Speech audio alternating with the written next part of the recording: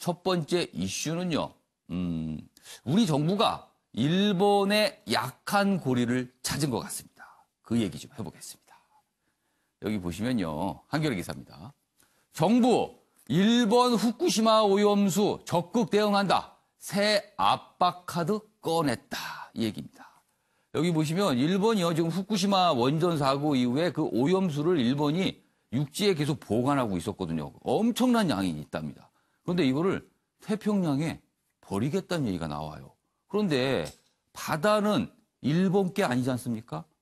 거의 모든 나라에 영향을 미칠 수 있다. 그리고 우리는 일본과 가까이 있습니다. 그 얘기입니다. 작년에 정보 입수한 뒤 지속적으로 우려를 표명했습니다. 우리 정부가요. 일본 변화가 없자 진행 상황 첫 공개했다. 그리고 IAEA 국제원자력기구 등 국제사회에 문제 제기하는 것을 검토한다. 지금 내년이 도쿄올림픽입니다. 그런데 지금 방사능 위험 뭐 이런 얘기 계속 나오고 있거든요. 일본에 가서 운동을 하고 뭘 먹고 머무는 게 과연 안전한 것이냐 이런 의문이 일고 있거든요. 그런 상황에서 지금 우리가 이런 문제 제기를 하기 때문에 일본으로서는 굉장히 아파할 대목입니다. 관련 기사 하나 더 있습니다. 보시죠. 일본이 가장 아파하는 후쿠시마 거론, 도쿄올림픽 보이콧도 배제 못한다. 서울신문은 이렇게 다루고 있습니다. 정부가 원전 오염수 방출에 문제 제기를 하겠다는 입장을 밝혔죠. 일본 농수산품 신뢰도 저하된 이미지 타격 말도 못할 겁니다. 올림픽을 앞두고 있거든요. 그리고 1년째 원칙론만 내세운 일본에 강력 경고합니다. 그리고 국제 여론전도 병행하겠다. 이렇게 돼 있습니다.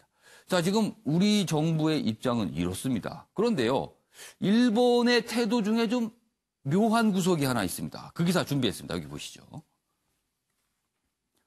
자, 새 일본 대사 지금 얘기가 나오고 있죠. 그런데요, 그 대사에 새 일본 대사의 장인은 극우 소설가 미시마. 이렇게 돼 있습니다. 좀 더 자세히 보죠. 일본 미국통 도미타 대사 내정했습니다. 뭐 전체 이름은 도미타 고지 대사를 내정했는데요. 소식통에 따르면 한국에 약간 강경한 입장을 보이는 인사라고 합니다. 그런데 더 관심사는 장인입니다. 그러니까 본인이 사위가 되겠죠? 그 장인의 이름이 미시마 유키오입니다. 많은 분들이 아마 아실 텐데요. 극락사 이런 작품을 썼습니다. 굉장히 뭐 미문이라는 평가를 받았는데 그런데요. 미시마는요. 전후 일본 문학의 대표 작가지만 자위대에 난입해 구테타를 촉구하면서 할복 자살을 했습니다. 극우 인사입니다. 그런데 장인입니다. 좀 이렇게 되고 있어요, 얘기가요. 좀 더 자세히 보죠. 여기 보면 도미타 대사 내정자에 관한 내용이 여기 실려 있습니다. 도쿄의 일본 소식통이 전한 내용인데요. 한국에 대해서는 약간 강경한 입장으로 알려졌다. 한국에 근무한 뒤 한국을 더 좋아하게 되거나 한국을 싫어하게 되는 두 부류로 나뉘는데 도미타 대사의 경우에는 후자에 가깝다. 그러니까 한국을 싫어하는 쪽이라는 겁니다. 지금 이 상황에서 대사가 바뀌는데 일본 정부가 이런 인물을 한국에 보낸다. 이거를 어떻게 받아들일지요. 묘한 상황입니다. 자, 그럼 여기서요. 관련 영상 보고 이어가겠습니다. 일본 측은 후쿠시마 오염수 관련 최종 처리 방안과 시기는 아직 검토 중이며 오염수 현황 및 향후 처리 계획 등에 대해서는 향후 국제사회에 성실히 설명하겠다는 기본 입장만을 알려오고 있습니다. 향후 필요시 국제기구 그리고 피해가 우려되는 태평양 연안 국가들도 긴밀히 협력하여 후쿠시마 원전 오염수 방출 문제에 적극 대응해 나가고자 합니다. 自民党立党以来の最大の課題である憲法について国会において憲法の議論をいよいよ本格的に進めていくべき時を迎えているということを報告いたしました。 네, 정우가 위원님, 이 후쿠시마 원전 오염수, 사실 일본은 굉장히 불편할 수 있어요. 그렇지만 우리에게는 이게 문제 제기하는 명분이 분명히 있을 것 같습니다. 그렇죠. 일본으로서는 굉장히 민감한 주제죠. 어쨌든 지금 여러 경제 보복 관련해서 일본의 움직임이 없는 공간에서 어쨌든 우리로서는 제기할 수 있는 문제를 끌고 나온 겁니다. 그러니까 이 점에 대해서는 뭐 우리나라뿐만 아니라 국제사회에 굉장히 큰 관심사죠. 예. 최근에는 100만 톤에 대해서 뭐 무당 방출 계획까지 나오고 있는 예. 상황인데 어쨌든 우리 정부가 지난해 8월 그걸 입수를 했습니다. 그래서 네. 그 이후에 10월에 야 이거 오염수를 어떻게 할 것이냐. 그 양자 또는 다자 간의 회의를 열자고 했습니다만 일본에서 응대를 하지 않거든요. 특히 이제 내년 도쿄 올림픽을 예. 앞둔 상황에서 일본으로서는 올림픽을 계기로 해서 뭔가 새로운 어떤 일본의 모습을 보여주려고 하는데 예, 그렇다면 이 오염수 문제, 특히 이제 원전 관련한 문제, 민간 문제를 어떻게 할 것이냐. 이 부분에 대해서 일본의 설명과 답변이 있어야 될 겁니다. 그리고 특히 이제 지금 그 무역 보복 관련해서 수출 관련 보복에 관련해서 국제사회 여론의 움직임이 굉장히 중요하거든요. 이 점에 대해서 조만간 있을 뭐 G7 회의 앞에선 우리 국가로서도 국제사회에 대해서 일본의 어떤 이 같은 어떤 좀 불명확한 입장에 대해서 표명하면서 동조를 이끄는 하나의 그 중요한 계획이 발판으로 삼을 수 있다고 봅니다. 다만 그렇다고 해서 뭐 정부가 어떤 이게 강대강 대응으로 가는 것만은 아니고 어제 문재인 대통령이 얘기했습니다만 외교적 노력, 해법을 계속 지속적으로 하겠다. 지금 물밑에서는 조만간이죠. 8.15 광복 이후에 어디 기사도 나왔습니다만 차관급 한미 그렇습니다. 회담이 예정돼 있다라는. 뭐 접촉에 관한 소식도 있습니다. 그렇습니다. 그러니까 여전히 투트랙 전략으로 가는 것이죠. 그러니까 원칙적인 어떤 강한 입장을 견지하면서도 외교적 해법을 모색하는 그런 지금 정부의 움직임으로 이해가 됩니다. 최영하 교수님. 자, 우리는 일본의 어떻게 보면 좀 약간 약한 고리, 불편한 지점을 좀 약간 뭔가 이렇게 모색하는 모양새고요. 지금 방금 전에 본 기사 있습니다. 그 새 일본 대사. 그런데 뭐 장인 얘기를 하게 되면 굉장히 극우와 연결되고 뭐 극단적인 선택도 있습니다. 뭐 할복 자살 얘기가 나오거든요. 그렇다면은 일본 당국에서 굳이 이 시점에 저런 인물을 한국의 대사로 보내겠다. 이 의도는 뭡니까, 그럼? 근데 장인이 뭐 극우라 그래서 이분이 어떤 성격이 다르고 이러지는 않을 거 아니겠습니까? 이건 좀 갖다 붙인 것 같고요. 우리가 이 문제의 아주 본질을 봐야 되는 건 이제 한국의 이제 주한 대사로 오시는 분들은 되게 외교부에서 굉장히 높은 지위에 있다고 오시는데 굉장히 격을 낮춰서 보냈어요. 그럼 지금 이 대사의 격이 기존과는 달리 좀 떨어지는 상태에서 왔다는 굉장히 거예요? 떨어지고 이제 노무현 정부 때 이제 정무공사로 와서 이제 우리나라는 좀 알지만 저기도 뭐 아까 읽어주셨지만 이제 한국을 좀 싫어하는 부분들이 있는데 격을 낮춰서 보냈다는 게 가장 문제점이고요. 그럼 그 의도는 뭡니까? 격을 그러니까 일부 고의적으로 낮췄다고 고의적으로 낮춘 거죠. 근데 또 하나를 더 봐야 되는 게 뭐냐면 총괄 공사가 새로 뭐 또 이제 취임을 하게 되는데 이 사람은 서울대 외교학과를 나왔어요. 유학을 나왔는데 이 사람이 다닐 때가 아니면 1983년도 4년도입니다. 386 세대의 심리를 굉장히 잘한다는 사람이거든요. 이렇게 배치라는 거 보면은 뭐 저런 우리가 장인이 뭐 극우 활복까지 하는 부분이라는 거를 떠나서 세밀하게 우리가 밑에를 봐야 됩니다.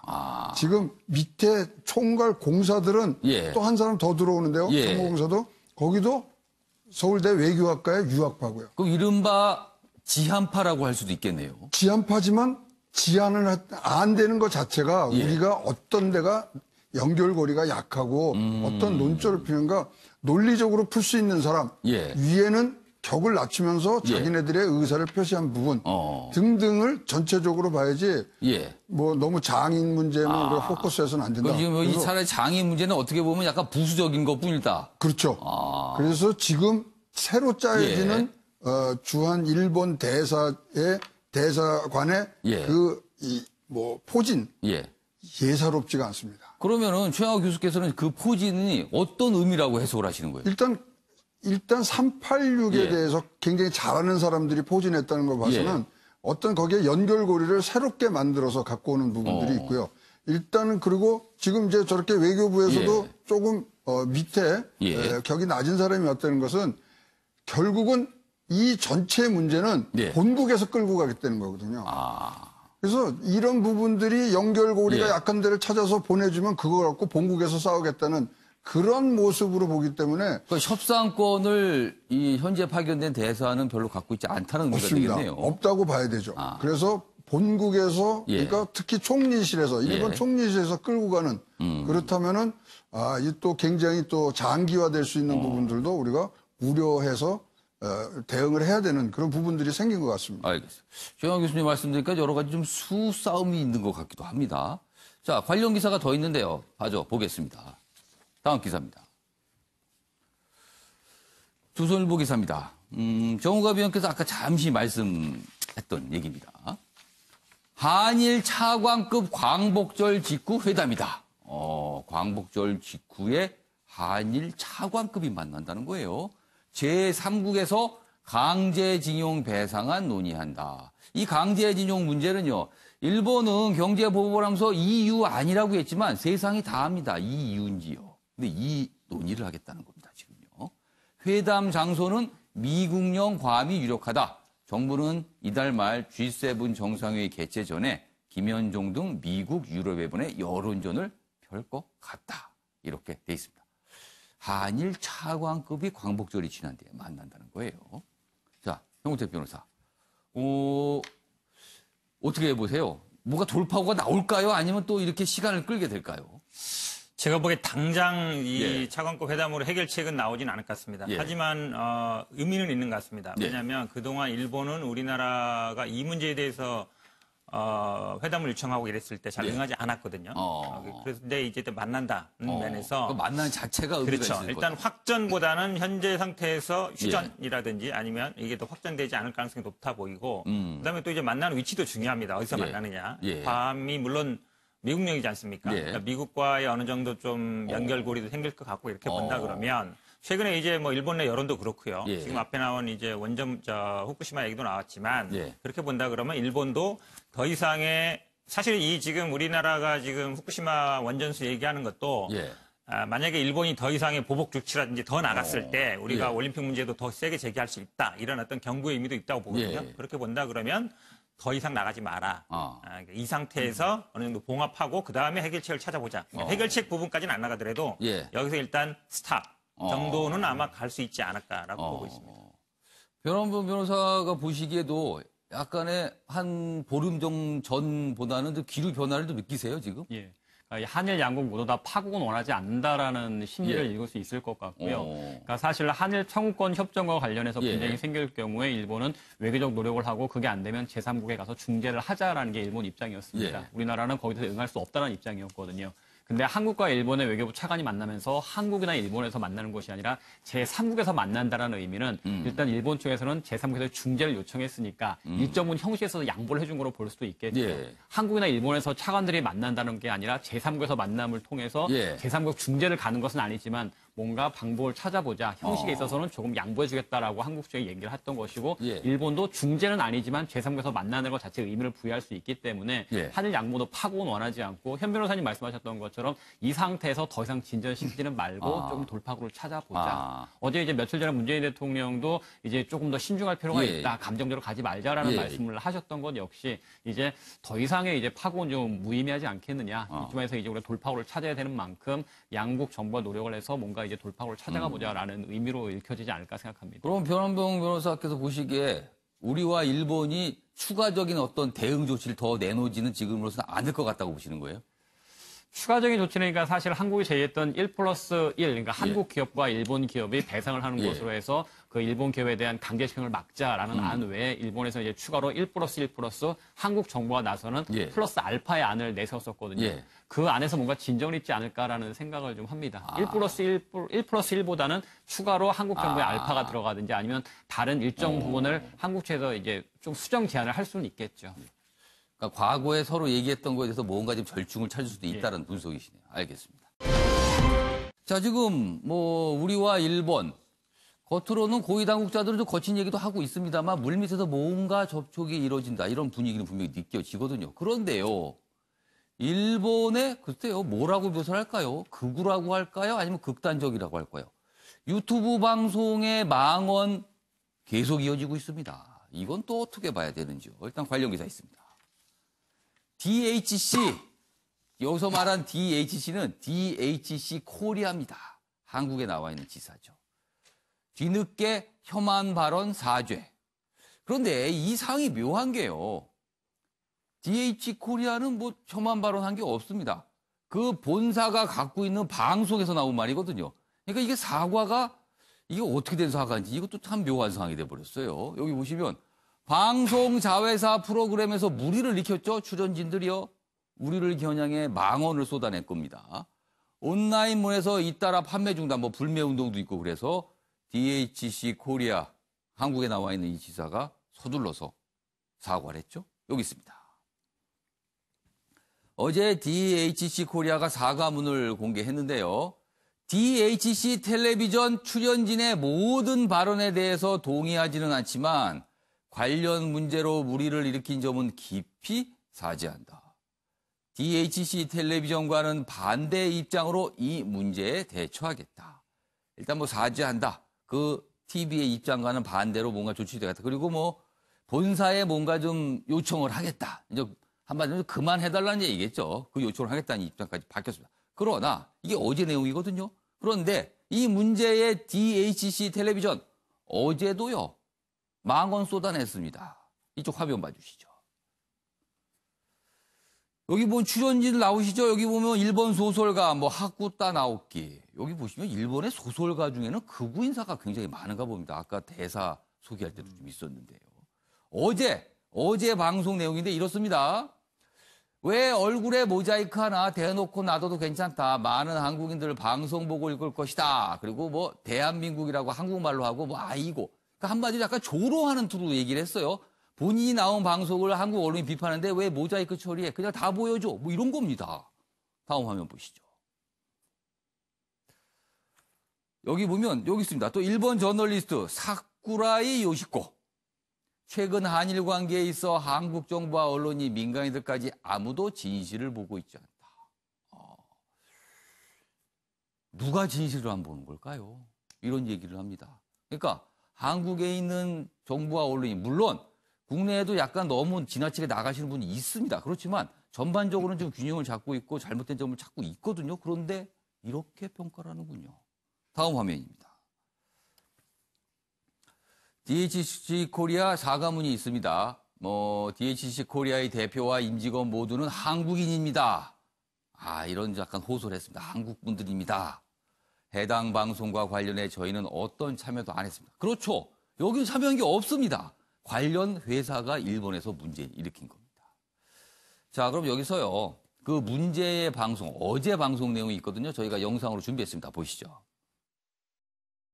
これはもうとんでもない番組やってるんでね、でもうあんなふうにモザイクかけてね、なんかもうほんま私の場合はモザイクかけてもすぐ分かってしまうんですね、でしかもね、人の顔モザイクってね、別に出してもええのにね、なんか私の顔がなんかわいせつことみたいでね、あんなふうに扱われるのちょっと不満やなと思うんですが、今回のね、この日韓の問題についてね、韓国の政府もそれからジャーナリズムも民間の人たちも事実を全く見ていないんですよね。なんでこういうことになったかというと、彼らは私たちがいけないと思ってるけども、私たちの側からすると、そして多くの国際社会のメンバーも日本が正しいと思ってるんですが、韓国がいけないんですよ。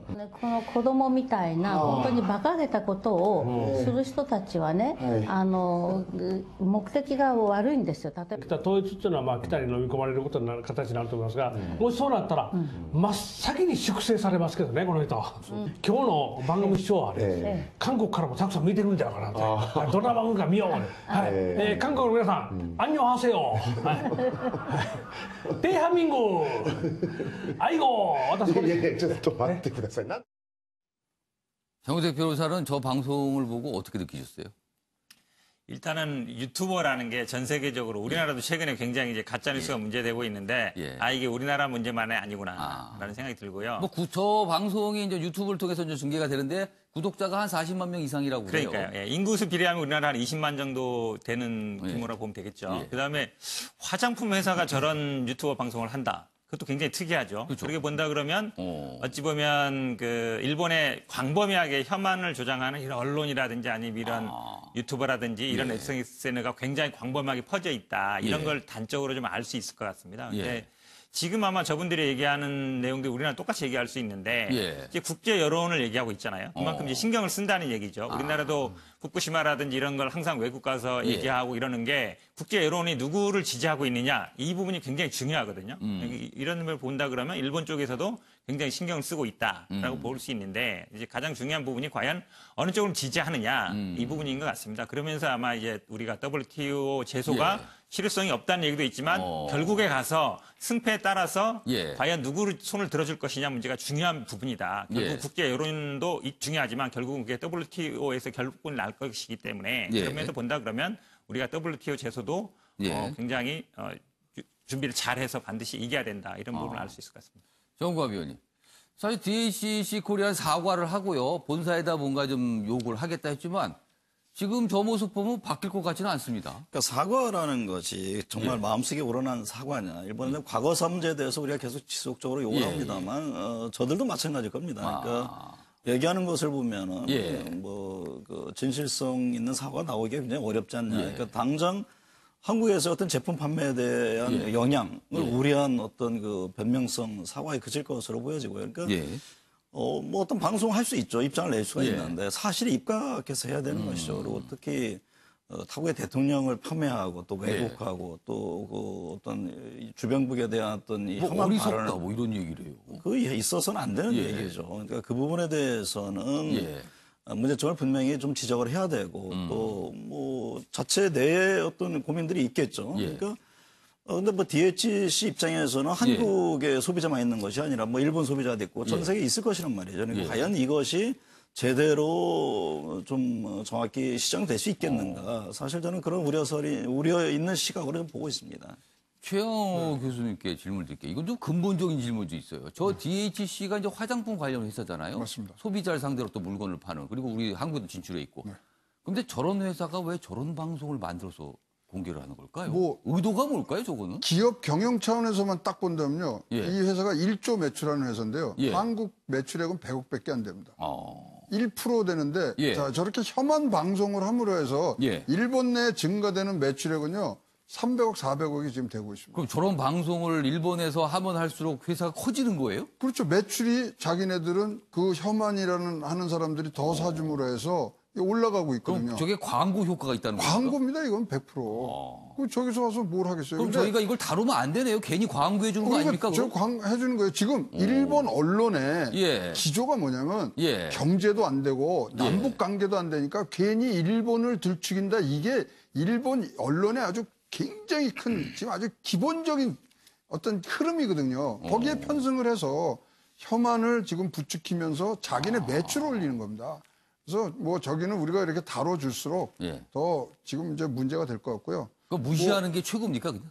무시하는 게 최고고요. 뭐 하쿠타 나오키가 뭐 한국말로 했지만 예. 나도 하쿠타 나오키한테 일본말로 좀 할게요. 왜? 하쿠타 나오키 혼돈이 오까시네. 무슨 정말로 뜻입니까? 웃기다는 얘기입니다. 예? 정말로 웃기고 있네. 이런 정말로 얘기입니다. 웃기다라 지금 일본말로 하신 거예요? 그렇습니다. 저분이 지금 이걸 방송을 보실런지 모르겠네요, 혹시. 가서 이제 저 일본에서 틀어주겠죠. 또. 하기가 저 아침에 매일경제가 방송이 끝났는데 인터넷에 올라갑니다. 그러면은 일본에서도 볼 수 있습니다. 좋습니다. 자, 변호변호사. 뭐 최영호 교수께서는 무시하는 게 최고다고 말씀하셨어요. 그런데요. 그래도 뭔가 좀 대처를 해야 되지 않을까 싶기도 한데요, 지금은요. 어떻게 보세요? 글쎄요. 근데 이제 조금 문재인 대통령 말씀대로 좀 냉정할 필요는 전 있다고 저는 계속 생각을 하고 있습니다. 예. 양국 간에 서로 계속 갈등을 조장하고 예. 서로 간에 이제 국민적 자존심이 돼버리고 돌아올 수 없는 강을 건네서는 안 되겠죠. 그러니까 이럴 때일수록 우리는 더 그쪽에서 잘못한 것을 하나하나 기억을 하고 있고 지적을 할 수 있어야 될 거라고 생각을 하고 외교 문제에 있어서도 그쪽의 여론에서 오히려 일반 유튜브라든가 방송에서 이렇게 왜곡된 역할을 많이 하고 있지 않느냐. 예. 우린 정부 차원에서도 오히려 대통령께서도 좀 제재 감정적인 대응은 자중하고 신중할 필요가 있다고 말씀하시는데 그쪽에서는 왜 이렇게 국민들이 그렇게 좀 오히려 가짜뉴스를 선동하고 있고 왜곡된 여론을 전파하고 있느냐. 예. 일본 내 여론도 단속하지 못하면서 어떻게 국제 여론을 호도한다고 하느냐라는 냉정한 그 입장을 하는 것이 정부에서는 좋지 않을까 싶고요. 국민들도 이제 속으로 기억은 하셔야죠. 예. 일본에 있어서 제대로 된 사죄를 하지 않고 있고 예. 여전히 한국에 대해서 잘못된 인식을 가지고 있다. 예. 기억을 해놓고 거기에 대해서 우리가 대응하는 것이 맞고 같이 맞대응해서 싸우기보다는 예. 기억을 하는 것이 좋다고 생각합니다. 그러니까 본사, 그리고 본사 뭐 반응도 없습니다. 그리고 저 본사의 자회사인 저 방송에 저렇게 나오고 있으니까 DHC 코리아에 계신 한국 분들 참 심정이 괴로우실 것 같습니다. 이거 뭐 어떻게 해야 될까? 그분들 생각이 아마 그렇지 않을까 싶기도 합니다. 어제부터 이 뉴스가 있었습니다. 그리고 많은 분들이 참 충격을 받으신 분도 있었어요. 여기 보시면 굶어 쓰러진 지 2달, 정부도 지자체도 무심했던 탈북 모자. 아사라는 얘기가 나옵니다. 아사. 굶어서 숨졌다는 겁니다. 지금이요. 이 시절에. 5살 아들과 숨진 채 발견된 엄마가 있었는데요. 40대입니다. 아파트 관리비는 16개월째 미납이고요. 그러나 복지부, 서울시 등등등 뭐 관련 당국이 전혀 파악하지 못했다. 이런 얘기도 있습니다. 탈북민 관리 책임 있는 통일부 지원 의무 5년이 지났다. 그러니까 뭐 어떻게 할 방법이 없다. 이런 입장이에요. 그러니까 안전망이 사각지대가 생긴 겁니다. 지금. 북한에서 여러 가지 이유로 뭔가 탄압이나 이런 걸 피해서 한국으로 넘어오셨잖아요. 이분들. 그런데 이런 처지가 되고 만 겁니다. 관련 기사 또 있습니다. 보시죠. 여기 보시면요. 병원 갈 돈이 없어. 이런 얘기가 나온답니다. 새삼도 팍팍한 탈북민들. 굶주려 사망 추정 탈북 모자 발견에 열악한 현실이 재조명되고 있습니다. 여기 보시면 이런 내용이 있습니다. 정착 초기에 거주 지원 등 있지만 5년이 지나면 보호 대상에서 제외됩니다. 사망한 40대 여성 역시 지원 사각지대에 있는 걸로 지금 추정이 되고 있습니다. 남한 정착 탈북민의 75%가 여성인데요. 상당수가 아이를 홀로 키우는 상황 굉장히 어려울 수 있습니다. 그래서 이런 표현이 있습니다. 경제 절벽이라는 겁니다. 경제 절벽. 5년이 지나면 먹고 살 길이 막막해진다는 겁니다. 그리고 이분들은요. 거의 평생을 북한에서 살다 넘어왔기 때문에 남한 사회에 적응하는데 상당히 어려움을 겪을 수 있습니다. 그런데 이 부분에 대한 세심한 배려가 과연 있었느냐 이 부분입니다. 지금요. 경제 절벽 탈북민에 관심을 가져야 한다. 이런 주장이 나오고 있습니다. 자, 그럼 여기서요. 관련 영상 보고 이어가겠습니다. 아이하고 엄마하고 뭐 인생 참 남아서 신고해가지고 들어갔다는 사과를 했었잖아요. 그 사람에 대해서 안내도 모르고 옆집도 몰라요. 예, 왕래하는 거 보면. 최영하 교수님. 네. 지금 21세기입니다.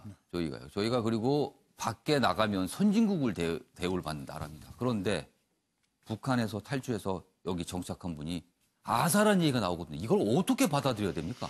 이제 한국의 제도에 대한 그런 뭐 어떤 도움을 못 받은 부분들이 많죠. 왜냐하면 지금 아파트에 보증금이 1,000만 원이 들어가 있어요. 그것도 모르는 거예요. 그거 꺼냈으면 됐거든요. 그다음에 기초생활수급자 대상자로 신고만 해도 되는데 그것도 안 된 거예요. 그렇다면은 문제가 뭐냐면 법적 지원 기간이 5년이면 그 다음에 그 일을 맡아서 해주는 데가 있습니다. 우리나라에. 북한 이탈 주민 지원 재단이라 해서 이게 있고요. 1년 예산이 250억씩 되는 재단이에요. 그런데 그럼 도움을 받을 수가 있군요. 그럼요. 거기 가서 그러면은 사실 이제 몰라서 못했다는 점도 지금 많이 나오고 있기 때문에 이 부분에 대해서는 진짜 지원센터가 어떤 식으로 운영이 됐는지가 참 궁금하고요. 자, 우리 국민이 됐잖아요.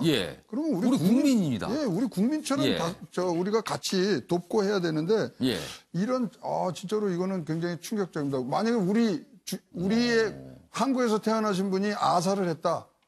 굉장히 문제가 되는 거 아닙니까? 그래서 우리가 이런 불균형이라든가 이 사회 안정망을 지금 구축하자고 그러고 최저임금 올려주고 다 이런 게 이런 측면에서 나오는 건데 이러한 또 사각지역이 있었다는 거는 굉장히 뭐 우리가 반성해야 될 것 같고요. 또 여기에 따라서 이제 이런 탈북자들을 돕기 위해서 통일문화센터라는 데를 200억 들여서 강서구에 우리가 지으려고 그랬는데 그때 어떤 일이 일어났습니까? 주민들이 반대해서 혐오시설이라고 반대해서 무산됐지 않습니까? 그런 등등이 지금 복합적으로 이러한 현상으로 나타난 것 같고요. 우리 국민이라고 생각을 하는 그런 새로운 시각을 좀 가졌으면 좋겠습니다. 그러니까 뭔가 제도는 있습니다. 그러나 그 제도에 도달하지 못했기 때문에 그런 거거든요. 뭔가 잘 모를 수도 있고요. 아니면 어떤 중간에 문제가 있을 수도 있고요. 정우갑 위원님, 지금 걱정이 되는 게요. 이런 일이 지금 발생했잖아요, 지금. 지금 아사 얘기가 나오는 게 집안에서 숨진 지 2달이 지나서 2달 추정되는데 집안에서 발견된 게 먹을 게 아무것도 없고요. 고춧가루만 있었답니다. 집안에. 먹을 게 아무것도 없었던 거예요. 그래서 아사로 지금 추정이 되고 있는 거거든요. 그러면은 지금 북한에서 이 소식을 들었을 거 아닙니까? 그렇다면 북한 당국이 북한 내부에 지금 어떻게 얘기를 하겠습니까? 이걸 가지고. 굶주려서 죽은 게 사실이라면 참으로 안타깝고 뼈아픈 상황인 거죠. 그러니까 앞서도 얘기를 했습니다만은 분명히 관리에 대한 사각지대가 있는 게 현실이죠. 그러니까 뭐 탈북민뿐만 아니라 우리 주변의 그 이웃 중에서도 상당히 가정의 어려움 때문에 지금 죽는 경우가 있지 않습니까? 그러니까 복지의 사각지대라는 것이 분명히 있고 그것이 정부나 지자체가 적극 나서서 해야 될 부분 중에 하나인 것이죠. 이제 뭐 경제가 좀 좋아진다고 해서 그것이 모든 국민들에게 다 골고루 되는 것은 아니기 때문에 그 부분에 대해서 북한의 이제 역할의 중요성, 필요성이 더 강조되는 것이고 저는 이 문제는 그런 측면에서 좀 한번 봤으면 좋겠습니다. 그러니까 정부 지자체가 분명히 뭐 여러 가지 관리에 문제가 있을 수 있습니다만 국민들에 대한 관심이라고 봅니다. 그러니까 어차피 함께 이웃이고 또 우리 대한민국에 와서 살겠다고 하는 사람들인데 여전히 어떤 좀 차별적인 시각을 갖고 있는 것은 아닌가. 이번 기회에 지금 뭐 예를 들면 제3국에 온 거주민들에 대한 시각이라든가 이런 것들이 전반적으로 한번 좀 바뀌고 국민들의 어떤 관심을 되새기는 그런 계기가 됐으면 하는 그런 바람이 있습니다. 정우택 변호사. 이 소식을 접하고 많은 분들이 묻는 게 있어요. 왜 탈북민에 대한 지원과 관리가 이렇게 소홀했던 건가? 5년이면 끝나는 건가? 그분들이 평생을 북한에 살다 왔는데 5년만 딱 관리해주고 나머지는 알아서 살아라. 이게 과연 맞는 것인가? 뭐 이런 얘기거든요, 지금. 저도 그 생각에 동의하는 게 지금 매경에서 가장 중요한 부분을 짚었는데 하나 보니까 그런 얘기가 있더라고요. 탈북 인권단체 얘기가 남한에 와서 1년이 되면은 한 살이 된 것이다. 그만큼 어찌 보면 저분도 지금 40대면은 북한에서 한 30년 사는 분이거든요. 북한의 제도와 이런 거에 아주 익숙하신 분이라서 이제 온 지 10년 됐다 그러지만 그냥 10살밖에 안 된 겁니다. 그럼 5살에 나가서 혼자 살라는 거나 마찬가지거든요. 그러니까 사실은 뭐 우리 무상으로 우리 뭐 이렇게 급식하는 구청이라든지 민간단체 많거든요. 사실은 아사라는 게 이 시대에 말이 안 되지 않습니까? 그렇게 본다 그러면 이 부분 특히 중요한 부분이 5년이 지난 다음에도 어떤 받을 수 있는 그런 보조 혜택들이 많지만 그걸 사실상 본인이 잘 모른다는 거잖아요. 아주 할 줄 모른다. 그렇다 본다 그러면 진짜 5살 난 애가 그냥 나가서 혼자 살아라 할 수 없는 것처럼 이제 10살 된 아이가 어찌 보면 애와 같이 있다는 거 볼 수 있는 것인데 이런 부분들에 대해서 사실은 북한에서 한 30년 정도 산 분들은 기관에서 정부에서 뭔가 그냥 해주는 거에 익숙해질 수 있어요. 가만히 있고 뭔가 찾아가서 뭔가 권리를 찾거나 아니면 내가 신청하고 이런 거에 대해서 익숙하지 않을 수 있거든요. 그렇다 그러면 조금 더 적극적인 행정 직접 찾아가고 이 부분들이 밝혀진 것도 보면 전기라든지 가스라든지 이런 부분들이 이제 연체가 되지 않습니까? 이런 가정들은 그럼 만약에 한 달, 2달 정도 연체되면 바로 탈북민들은 찾아가서 직접 어떤 어려움이 있는지 이런 어떤 사회복지 시스템 같은 거를 다시 검토할 필요가 있다라고 봅니다. 자, 여기서 약간 좀 궁금한 게 있어요. 지금 이 숨진 여성분이 42, 우리로. 그리고 아이는 5살입니다. 그렇다면요. 탈북민이기 때문에 5년이 지난 이후에도 어떻게 보면 생활보호 대상자 될 수도 있고 여러 가지 관리가 될 수 있는 대상이거든요. 그리고 아이가 있습니다. 5살까지 자랐습니다. 그럼 그 아이 적시 여러 가지 복지 관련 제도의 대상이 되기 때문에 누군가는 접촉을 했어야 되는 상황이 아닙니까? 그런데 손길이 없었다고밖에 볼 수 없는 상황. 이 문제 정부가 고민할 지점 여기에 분명히 있습니다. 왜 그동안 아무도 이 모자에게 손을 내밀지 않았는지 그 부분입니다. 그걸 답을 차지하지 이걸 막습니다. 지금. 이번에는요. 고유정 얘기 이어가 보겠습니다. 화면 봐주시죠. 어제 이 변호인과 관련된 얘기가 참 많이 인터넷상에 뉴스로 달아졌는데요. 이렇습니다. 고유정 측에서는요. 이 얘기를 하고 있답니다. 고유정은 일관되게 성폭행으로 인한 범행을 주장했다. 그런데 관련 수사 제대로 안 이뤄졌다. 이렇게 불만을 나타내고 있답니다. 그러자 검찰 허위 변론 좌시하지 않고 있다. 반드시 책임을 묻는다. 이렇게 검찰은 나오고 있습니다. 이런 상황에서 변호인과 관련된 얘기가 있습니다. 다음 화면 봐주시죠. 판사 출신 A 변호사 지금 사임, 복귀, 재사임. 어제 이제 또 다시 재사임하다 이런 얘기가 나왔는데 억울한 죄인을 후배 소개로 만나 차비 외에는 별 비용 없이 소식껏 도우려 했다. 뭐 이런 얘기가 있어요. 다음 화면입니다. 가족 중에 스트레스로 쓰러지는 분이 계셔서 소신을 완전히 꺾기로 했다. 그러니까 뭔가 돕기로 했는데 아무래도 좀 뭔가 압박을 받은 거죠. 그러니까 가족분들까지 굉장히 스트레스, 좀 피해를 보신 거예요. 그러니까 복귀하려고 했다는 얘기가 있었는데 다시 재사임한다. 그러니까 변호를 안 하겠다는 거죠. 여긴 변호사 A입니다. 관련 변호사가 또 있습니다. 한 분. 변호사 B입니다. 변호사 B. 보도된 바와 달리 안타까운 진실이 있다. 변호사로서 성실히 직무를 수행할 것이다. 지금 고유정을 변호하고 있는데 고유정과 관련해서 뭔가 안타까운 진실이 있다는 거예요. 안타까운 진실. 그것이 뭘지 궁금하네요. 다음 화면입니다. 만일 업무 방해하는 어떤 불법적인 행위나 시도가 있다면 법률 대응할 수도 있다. 그러니까 이 변호사 B께서 뭔가 이제 압박을 느끼는데 이렇게 외부적인 어떤 뭐 이런 압박이 있을 경우는 좀 대응하겠다. 이런 입장도 좀 밝혔습니다. 지금 이런 상황이거든요. 지금 두 분 변호사 나오셨습니다. 먼저 변호부 변호사. 이 성폭행 부분 주장을 계속하고 있어요. 그걸 시도하려 했다. 그래서 거기에 대해서 경찰이 제대로 수사를 해주지 않았다는 거거든요. 이건 어떻게 보세요? 이 부분은. 고유정 변호인의 주장은 이것이 우발적인 범행이라고 주장을 하면서 성폭행에 대한 진술이 고유정이 처음부터 일관되게 진술을 하고 있는데 이분의 수사가 전혀 미진하다. 그렇기 때문에 좀 뭔가 억울한 점이 분명히 있을 것이다. 그 계획적인 범죄로 봐서 시대의 악녀로 만들 것이 아니라 살인한 건 분명히 잘못이긴 하지만 왜 범행을 저지른지 좀 더 수사를 해보고 그에 합당한 처벌을 받도록 하는 것이 맞지 않느냐라는 이제 원론적인 입장을 개진했던 것 같습니다.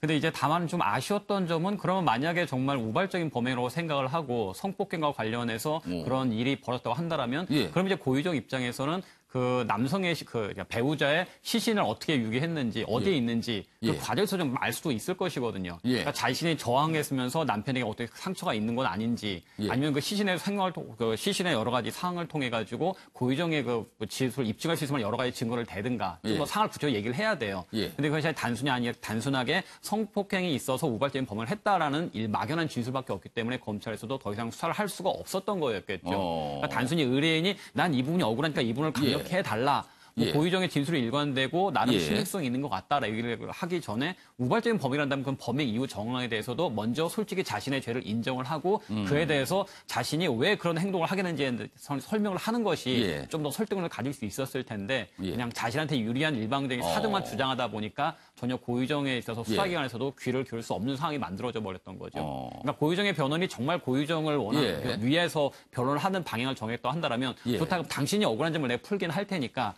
아직까지도 찾지 못한 시신의 행방이라든가 어떻게 시신을 유기했는지 그 상에서도 당신이 충실하게 얘기를 하는 것이 당신에게 있어서는 좀 더 유리한 방향을 끌어갈 수 있을 것이다 라고 얘기를 했었던 것이 좀 더 바람직하지 않았을까 싶습니다. 정태 변호사, 지금 제가 여기 화면 소개한 대목 중에서 안타까운 진실이 있다는 얘기가 있어요. 이게 무슨 얘기일까요? 그게 무엇일까요? 안타까운 진실. 저도 정확히 모르겠는데요. 아마 그 변호인이 이런 주장을 한 것 같습니다. 가장 중요하다는 게 이게 사전에 범행을 계획했느냐 안 했느냐 부분이고 지금 고유정 같은 경우는 약간 왜소한 체격이지만 그 남편 같은 경우는 약간 체격도 큰데 그럼 결국은 어떻게 제압했을 것인가가 문제되는데 그럼 혈흔에서 이제 졸피되면 이제 수면제죠. 수면제 성분이 나왔다 그러는데 그 혈흔이 누구 것이냐 이 부분에 대해서 이제 다투고 있는 것 같아요. 그래서 이제 지금 검찰 측에서는 그게 피해자 것이다 이렇게 얘기하고 있고 지금 변호인은 아마 그게 피해자가 아니라 지금 고유정 측 것이다 이렇게 얘기하고 있는데 저는 그 변호사 B가 아마 이런 사회적인 어떤 이런 논쟁이라든지 이거를 될 걸 모르진 않았을 거예요. 분명히 될 걸 알았을 텐데 그렇다 그러면 어느 정도 감수하는 거거든요. 이 사건을 내가 수행했을 때는 뭐 국선처럼 이게 배당된 게 아니라 본인이 어쨌든 할 것인지 결정을 할 수가 있잖아요. 그렇다 본다 그러면 이 부분에 대한 성실하게 뭐 피고인의 억울함을 이런 분도 어쨌든 변호인의 조력을 받을 권리가 있어요. 그렇기 때문에 이분이 억울하지 않게 변론을 해나가겠다. 이 정도 얘기하면 되지.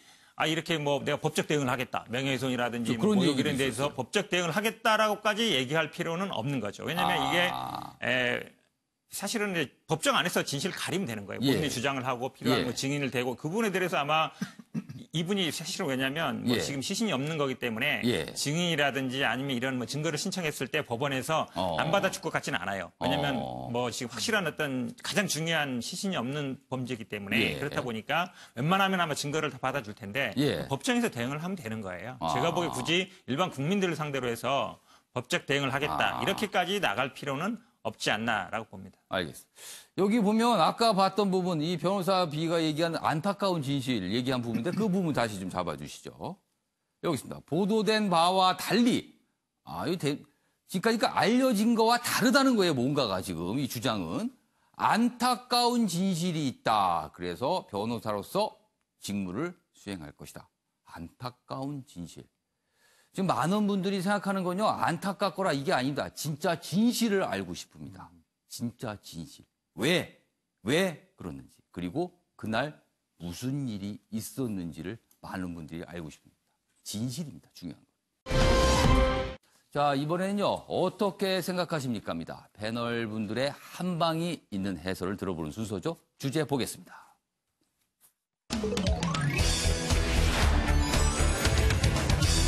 오늘 주제는요, 어제 문재인 대통령의 발언입니다. 경제 체력은 튼튼하다. 가짜 뉴스를 경계해야 된다. 어제 이런 얘기를 했는데 이거에 대한 패널 네 분의 평가를 좀 들어보겠습니다. 먼저 기사부터 소개해드리죠. 문 대통령, 경제 기초 체력 튼튼하다. 가짜 뉴스 경계해야 된다. 국무회의에서 신용평가 언급하며 허위 정보가 시장 불안감을 키운다. 이렇게 얘기합니다. 전체적인 취지는 그렇습니다. 우리 경제 굉장히 좋고 잘 가고 있다. 그리고 좋아지고 있다. 그런데 허위 정보, 가짜 뉴스 때문에 오히려 더 해를 미치고 있는 거다. 흔들린다. 이런 취지입니다. 그러자 야당, 비판 언론의 재갈 물리기인가 이렇게 반발하고 있고요. 그리고 일각에서는요. 성장률 하락 속에 너무 낙관적인 거 아니냐 이런 지적도 있다고 합니다. 여기 보면 발언이 여기 소개되어 있는데 근거 없는 가짜 뉴스나 허위 정보 그리고 과장된 전망으로 시장의 불안감을 키우는 것을 경계해야 된다 이렇게 얘기를 했습니다. 그런데 이런 상황에서 성장률에 대한 전망들이 곳곳에서 나오고 있거든요. 근데 여기 한 부분이 있군요. 여기 보시면 미국 투자은행 모건 스탠리의 전망입니다. 한국의 올해 성장률이 여기서 말한 우리는 이제 모건 스탠리가 기존에 전망했던 겁니다. 우리의 기존 전망치인 1.8%보다 낮아질 가능성이 있다. 2%가 안 될 수 있다는 거예요. 성장률이요. 그리고요. 그런데 어제 이제 성장에 관한 경제에 관한 얘기도 있었지만 가짜 뉴스 얘기도 있었거든요. 근데 가짜 뉴스 얘기는요. 문재인 대통령이 올해 첫 국무회의 때도 가짜 뉴스 문제 있다. 한번 지적을 한 적이 있던데 두 번째 나오는 셈입니다. 자, 그럼 여기서 어제 문재인 대통령의 발언 영상으로 확인해 보겠습니다. 근거 없는 가짜뉴스나 허위정보 그리고 과장된 전망으로 시장의 불안감을 키우는 것을 경계해야 합니다. 피치에서도 우리나라의 신용등급을 일본보다 2단계 높은 AA-로 유지했고 안정적 전망으로 평가했습니다. 우리 경제의 근본적인 성장세는 건전하며 낮은 국가 부채 비율에 따른 재정 건전성과 통화 금융까지를 모두 고려하여 한국 경제에 대한 신인도는 여전히 좋다고 평가한 것입니다.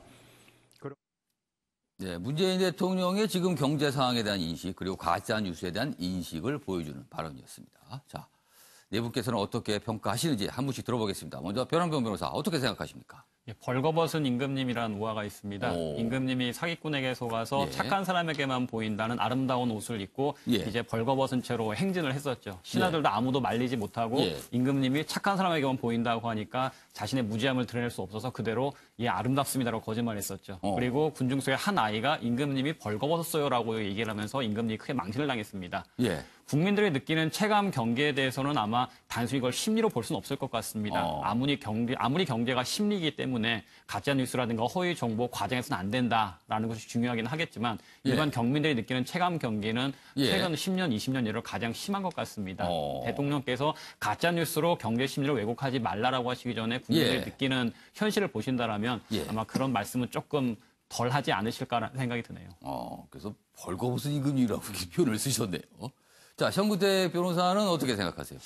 저는 이 가짜뉴스 문제가요, 굉장히 경제 문제뿐만 아니라, 아까도 지금 우리 DH 문제에서 봤지만, 지금 사실은 한국 홀마 회장이 사퇴한 것도 어찌 보면 그 유튜버 방송을 틀어주면서 그게 문제가 됐던 건데. 그 내용이 굉장히 논란이 됐죠. 그렇죠. 거기도 보면 이제 우리나라가 베네수엘처럼 된다. 어찌 보면 이제 뭐 경제 폭망하고, 제 뭐 IMF, 거기서 물론 얘기한 건 아닙니다만, 지금 유튜브에 보면 이제 한국 경제가 곧 이제 망하고 이제 IMF가 온다 이런 식의 얘기가 많아요. 이런 부분들이 사실은 일본에서도 많이 조정하고 있지만 우리나라에서도 많은데 이 부분이 사실은 어쩌면 굉장히 저는 우리나라에 있는 이제 네이버라든지 다음이라든지 이런 포털들은 어느 정도 우리나라에서 자정 노력을 하고 자체적인 그 자정이 됩니다. 그래서 그 정도가 심하게 나가지 않는데 외국에 기반을 두고 있는 이제 유튜버 특히 유튜버겠죠. 페이스북, 트위터보다는 유튜버 같은 경우는 굉장히 이게 수익과 관련되다 보니까 많은 뷰가 나오면 어쨌든 광고를 많이 하는 구조가 되다 보니까 계속 자극적인 뉴스들을 하고 있는데 이런 부분에 대해서 어느 정도 좀 정부의 좀 그 규제가 필요하지 않냐 이런 정도의 시그널인 것 같습니다. 제가 보기에는. 그러니까 경제 상황에 약간 해를 미치고 있다. 그런 뉴스들이 가짜 뉴스들이 이렇게 보시는 거네요. 최영학 교수께서는 어떻게 보세요? 네. 과장된 전망이라는 부분에 초점을 맞췄는데요.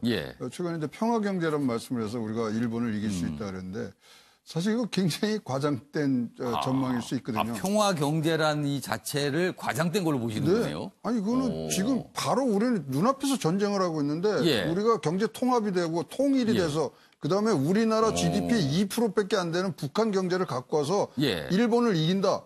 굉장히 오랜 시간이 걸려야 되는 부분인데 당장의 평화경제가 되면 일어나는 것처럼 이 뭐 판단하시고 그걸 발표를 하셨는데 지금 현재 얼마나 우리 경제가 엄중하냐면요.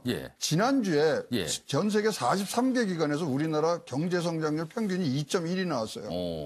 스탠다드 차터드에서는 1.0을 얘기를 했습니다. 모건 스탠리 1.8 했죠. 노무라는 1.4로 내렸습니다. 그만큼 지금 경제 기초 체력이 튼튼하지가 않아지고 있고요. 1점대면은 다른 약간 선진국 반열에 오른 국가들 비교하면 어떻습니까? 중간 정도 뭐 된다고 OECD에서 보면 중간 정도 한다고 하지만 워낙 편차들이 있고 또 부분들이 고려할 부분들이 많아서 그런데요. 우리나라가 지금 경제를 딱 한 숫자로만 말씀드리면 미국과 경제 성장률과 실업률이 두 개 다 뒤진 거는 이거는 20년 만에 처음입니다. 미국보다 성장률도 뒤지고 실업률도 더 뒤지는. 높다. 그만큼 진단이 바라야 우리가 소위 말하는 치료도 가능한 거고요. 너무 지금 국민들에게 경제가 튼튼하다, 평화 경제면 된다. 이것이야말로 희망 고문하시는 그런 내용들이 아닌가.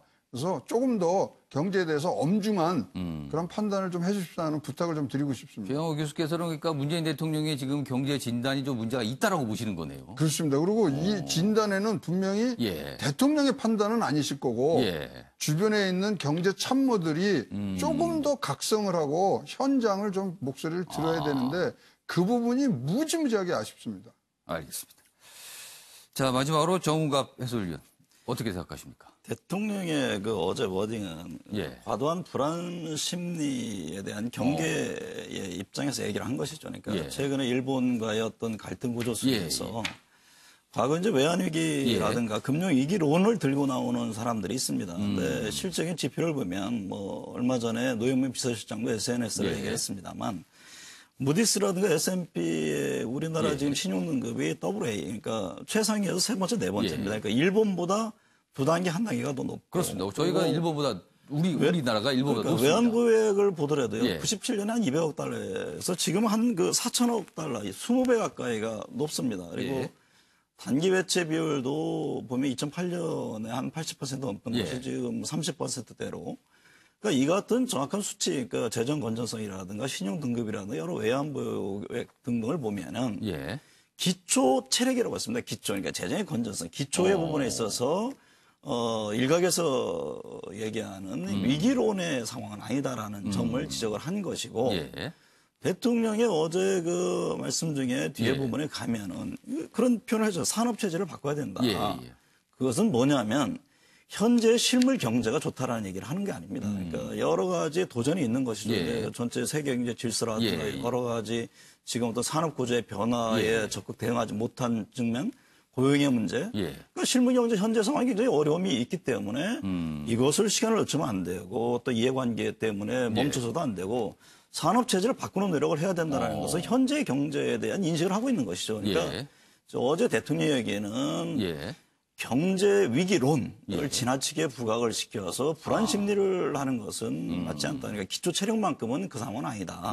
다만 지금의 경제, 실무 경제에 대해서도 우리가 대비를 해야 된다는 두 가지 측면에서 얘기를 한 것이고 그것은 당연히 지금 불안 심리를 갖고 있는 또 다른 뉴스 속에서의 입장을 표명한 것이 아닌가 저는 그렇게 이해가 됩니다. 그러니까 시장에서 일고 있는 어떤 불안 그런 감을 좀 누그러뜨리기 위한 대통령의 어떤 대응이었다. 이렇게 좀 평가하시죠. 그렇습니다. 기초 체력 자체에 대해서는 지표로 그대로 있기 때문에 그것이 무슨 마치 지금의 모든 실물 경제나 고용 이 지표까지 훌륭하다라는 얘기를 한 것은 아니죠. 그건 엄연히 이제 구분해서 볼 필요가 있어 보입니다. 알겠습니다. 자, 이번에는요. 우리의 눈과 귀를 잡은 인물들 얘기 좀 해보겠습니다. 첫 번째 인물 봐주시죠. 다음 기사입니다.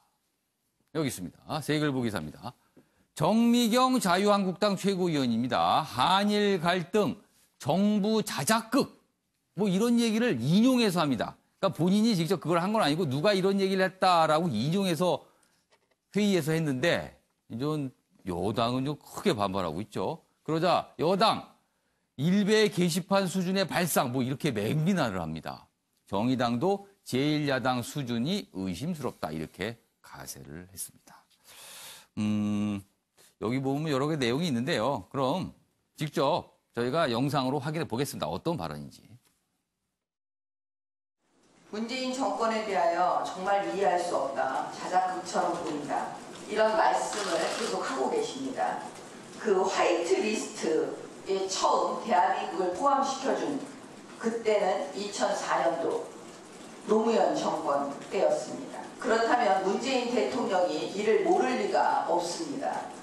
일본에서 결국에는 화이트 리스트에서 배제시킬 거라는 거 이미 알고 있었다는 거 드러나지 않습니까? 자작극처럼 보인다는 이 원로의 말씀이 의미심장하게 느껴집니다. 미국에 대하여 문재인 정부가 방위비 분담금 높다, 무리한 요구를 한다, 차라리 철수해라 이런 분위기 만들어서 국민들을 선동하기 시작했습니다. 미국 스스로 철수하게끔 만드는 작전이 아닌가? 그것이 자작극의 핵심이 아닌가? 어제 자유한국당 정미경 최고위원은 한일 갈등에 대해 문재인 정부의 자작극이라는 말을 인용하며 의미심장하게 느낀다 이렇게 말을 했습니다. 이는 일본 극우파조차도 상상 못했던 억지와 막말의 종결입니다. 문재인 정부 흔들기와 당리당략을 위해서라면 나라마저 팔아먹을 것 같은 자유한국당의 개탄스러운 정신세계와 뿌리 깊은 부일에 온 국민이 질색하고 있음을 알아야 할 때입니다. 정우택 변호사, 무슨 상황입니까 이거?